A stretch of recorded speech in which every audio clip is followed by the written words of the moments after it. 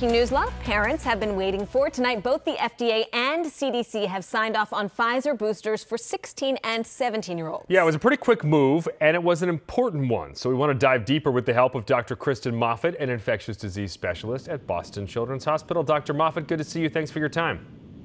Sure. Good to see you guys, too. So regulators really did move pretty fast on this. As you know, adults have only been eligible for boosters, all adults, for a couple of weeks.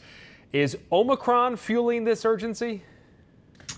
Yeah, I think that the threat of Omicron certainly is a part of what is driving this urgency. What we're learning where Omicron does seem to be circulating about its transmissibility is certainly a big part of that.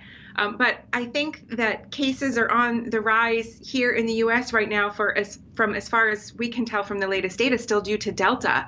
And we know that the effectiveness of the vaccines start to wane for people who were immunized more than 6 months ago, even against the Delta strain. So I think that is a big part of this recommendation for those who were immunized more than 6 months ago, which would include potentially 16 and 17-year-olds as well, to really drive this recommendation.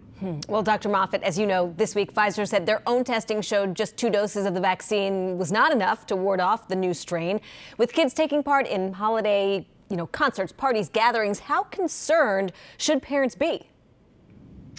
Yeah, so we need to remember that the Pfizer announcement came from data that reflect laboratory data. What we really need is some more in real world data around the effectiveness of these vaccines against Omicron in particular. It does certainly seem, based on what we do know about Omicron, that breakthrough infections will happen, but it's very likely that protection from a 2-dose series against more severe illness due to Omicron will hold up better. But I would say to parents, in terms of their level of concern, my recommendations would be the same whether Omicron were an issue or not, which is that, again, cases are on the rise here. And we know that indoor gatherings are a risk, particularly indoor gatherings with large numbers of people outside of your household. So even fully vaccinated people should be taking some extra precautions right now in putting masks on. And that would be my recommendation, frankly, for kids who are gathering in large groups indoors right now as well. So parents of older teens may be relieved with this news, but as you know, younger kids are still not getting boosted. They're just getting the initial shots. I know Erica's kids both got their second dose. My kids get them this week.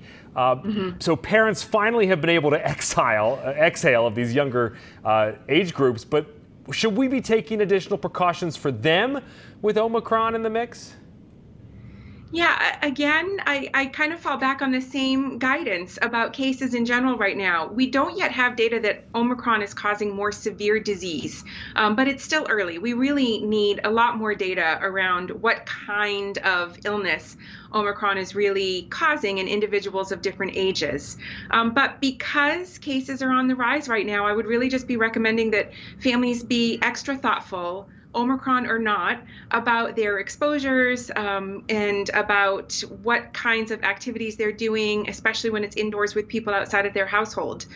So I think I'd really stick with the basics still as we learn more about Omicron, because those basics will be as effective against Omicron as they have been against other variants. Well, and quickly, before we let you go, Dr. Moffitt, what about the littles, the kids under 5? We don't want to forget them. Any update on when they could get their first doses?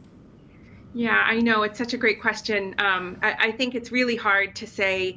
We last heard from Pfizer that we might expect to see some of the data in terms of the vaccines trials in those under 5 years of age, even by about this time or by sometime this winter. We've not yet seen that data. So I think really at the earliest would probably be as we move further into the winter, maybe even mid or late winter. All right, Dr. Kristen Moffitt, an infectious disease specialist at Children's. Thank you so much for your expertise, as always. Sure. Thanks for having me. Yeah,